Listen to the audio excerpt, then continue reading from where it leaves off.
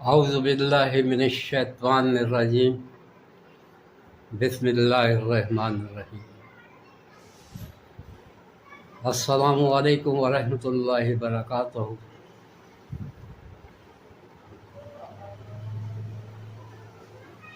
मोहतरम जनाब, रमज़ानुल मुबारक साहब तशरीफ़ लाए और 29 रोज़ों का अजीम शान तोहफ़ा देकर रुखसत हो गए। फिर ईद का दिन आया, वो भी गुजर गया। अब बड़ी उम्र के लोगों के लिए तो ये कोई ऐसी अनहोनी बात नहीं कि जो भी महीना आता है या जो भी दिन आता है उसे गुजरना ही होता है। सो ईद का दिन भी गुजर गया। लेकिन ये ईद का दिन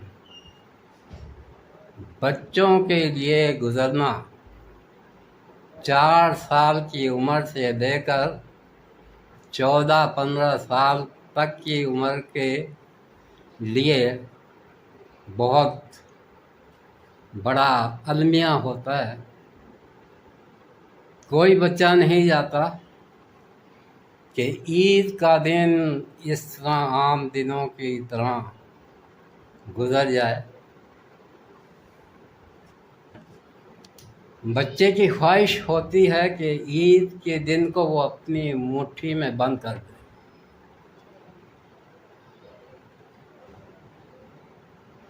और नासिर काज़मी साहब का एक बड़ा खूबसूरत शेर है कि आज देखा है तुझको देर के बाद, आज का दिन गुजर न जाए कहीं। नासिर काज़मी साहब ने तो ये शेर यकीनन अपनी किसी रज़िया या सुरैया की याद में कहा होगा, लेकिन ईद के दिन के हवाले से ये बच्चों के लिए इंतहाई मौजू शेर है। बचपन में, लड़कपन में मेरी अपनी भी हूबहू यही कैफियत हुआ करती थी कि आज देखा है तुझको देर के बाद, आज का दिन गुजर न जाए कहीं।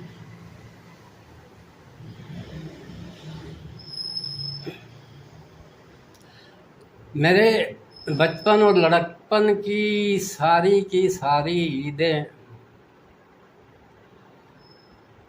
मेरे उस भाई की यादों से वाबस्ता हैं जो मुझसे सिर्फ 2.5 साल बड़ा था।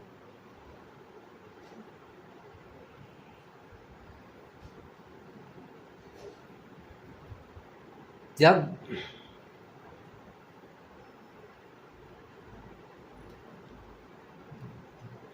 मुझे अच्छी तरह बोलना आया, बातों को अच्छी तरह समझ आए, बातों को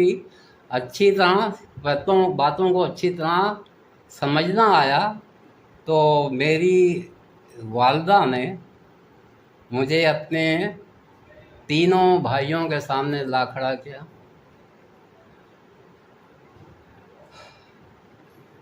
और फिर सबसे बड़े भाई की तरफ इशारा करते हुए बोली कि ये तुम्हारे सबसे बड़े भाई हैं, आइंदा से तुम इन्हें हमेशा भाई साहब कहकर मुखातिब किया करना। मैंने कहा ठीक है, ये मेरे बड़े भाई हैं, मैंने हमेशा भाई साहब कहकर मुखातिब क्या करूँगा। फिर अम्मी ने दूसरे भाई की तरफ इशारा किया और बोली, ये तुम्हारे दूसरे भाई हैं, तुम इन्हें हमेशा भाईजान कहकर मुखातिब किया करना। मैंने कहा ठीक है अम्मी जान, मैं इन्हें हमेशा भाईजान कहकर ये मुखातिब किया करूँगा। फिर अम्मी ने तीसरे भाई की तरफ इशारा किया और कहा कि ये तुम्हारे तीसरे भाई हैं, तुम इन्हें हमेशा भाई मियाँ कहकर मुखातिब किया करना। तो इस पर मैं एकदम हंस पड़ा और हंसते हुए, तकरीबन चीखते हुए बोला कि नहीं अम्मी, ये भाई मियाँ नहीं हैं, ये तो साक़िब है, साक़िब है, साक़िब है। मैं इसे कभी भाई मियाँ कहकर मुखातिब नहीं करूँगा। ये तो बिल्कुल मेरे बराबर का है, इसका कद भी मेरे बराबर है, ये मुझसे बड़ा तो लगता ही नहीं। और अगर मैंने इसे भाई मियाँ कहा तो फिर मैं खेला किसका साथ करूँगा। तो मैंने मुझे फिर लाख समझाने की कोशिश की, लेकिन मैं नहीं समझा। मैंने सारी ज़िंदगी उसका नाम लिया, उसे हमेशा उसके नाम ही से पुकारता रहा। मेरे बचपन की और लड़कपन की सारी ईदें उसकी यादों से वाबस्ता हैं।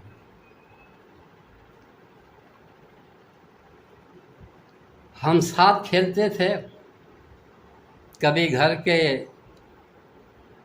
कमरे में, कभी बरामदे में, कभी सहन में, कभी गली में जा निकलते, कभी कभी मैदान में जा पहुंचते,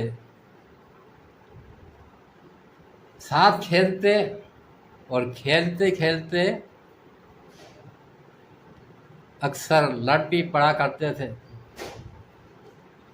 जब लड़ते लड़ते थक जाते तो मैं अक्सर रोने लग जाता था।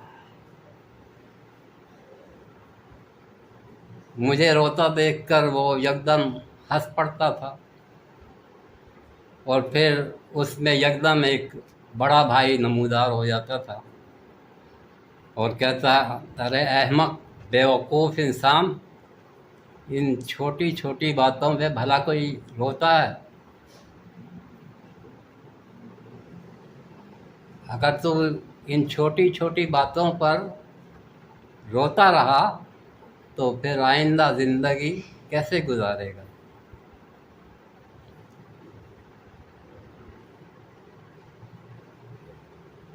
ईद के दिन मेरी हमेशा ये कोशिश रहा करती थी कि मेरी उससे लड़ाई ना हो।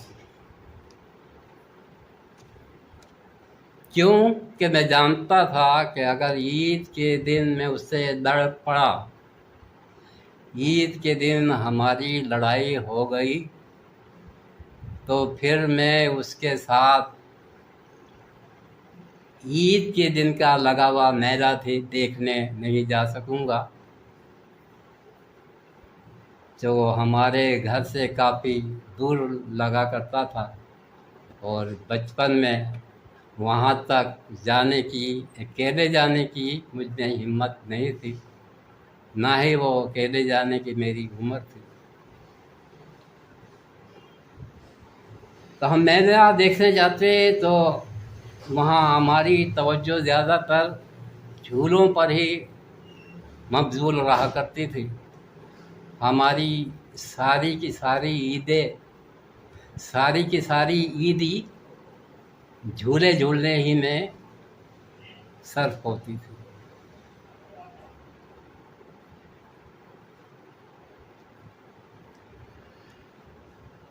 वो खूबसूरत तरीन ईदें गुजर गईं, लड़कपन गुजर गया, जवानी गुजर गई, बुढ़ापा आ गया। और फिर बुढ़ापे में वही कुछ हुआ जो कि होता है। पिछले साल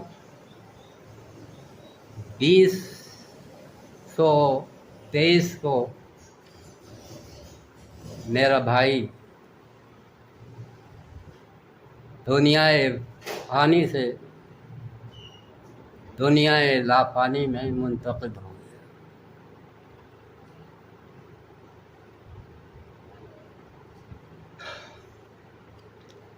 अब उससे कहा जाए तो क्या कहा जाए, बस इतना ही कि जन्नत में तुम गए हो अकेले ही खेलने, जन्नत में तुम गए हो अकेले ही खेलने, मैं आऊँगा और साथ में खेलेंगे हमेशा।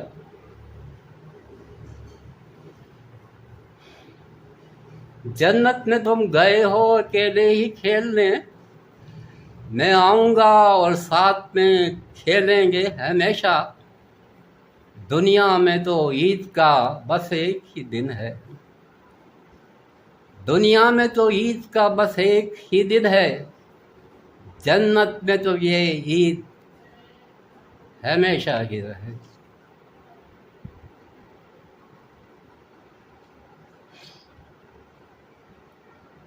खुश रहिए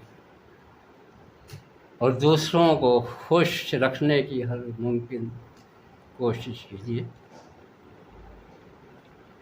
अल्लाह हाफ़िज़।